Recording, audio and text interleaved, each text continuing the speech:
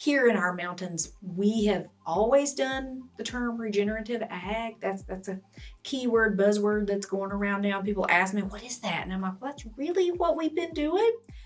Regenerative ag is just really protecting and taking care of what you already have, which is what our farmers have done anyway. They're composting. They are taking their cattle manure and redistributing it out through the field. They are cover cropping, or what we call putting a blanket on your field. You don't ever want to leave your field bare. Just so many things can happen. You're reducing your seed bank load when you're cover cropping. You can put nutrients back in the soil. You can break up clay soil when you cover crop. There's so many different things that you can add to A&T research, as well as Dr. Gu and Dr. Lang. I still remember her talking about it. They intersperse daikon radishes, which can get huge, into their cover cropping mix. And then what they did is they let their pigs come in after and harvest what was on top. And then those pigs help to root, dig up, break up even more, so that their soil, which had laid fallow for a while, to be able to break ground for that and then be able to produce. So cover cropping is huge for us, as well as just, pest management. IPM pest management for best practices.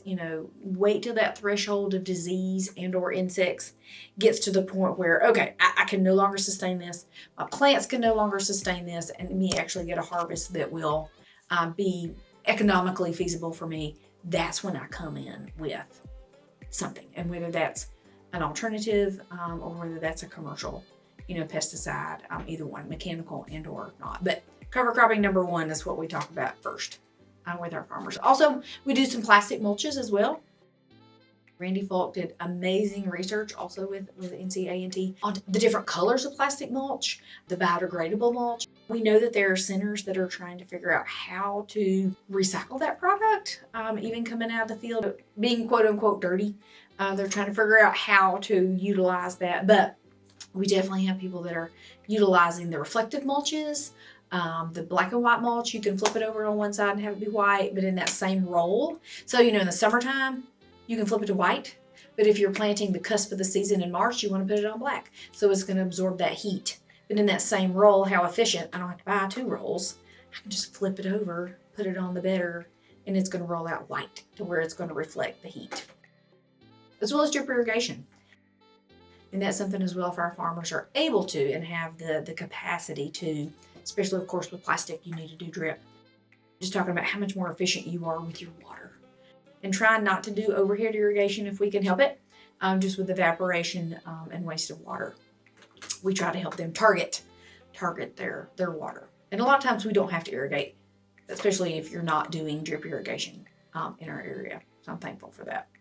Some of them create ponds, small man-made ponds that they are able to pull water from, but for the most part, it's out of our streams. Yes. And some agriculture wells, I know that's something that NRCS and Soil and Water, as well as FSA sometimes have grants for and or cost share for. I actually just had to call a well driller for a family member's well, and he was like, Elizabeth, because he knows what I do. So when he answered the phone, he was like, please don't tell me you need an ag well. I'm like, no. He was like, we are 6 to 8 months out.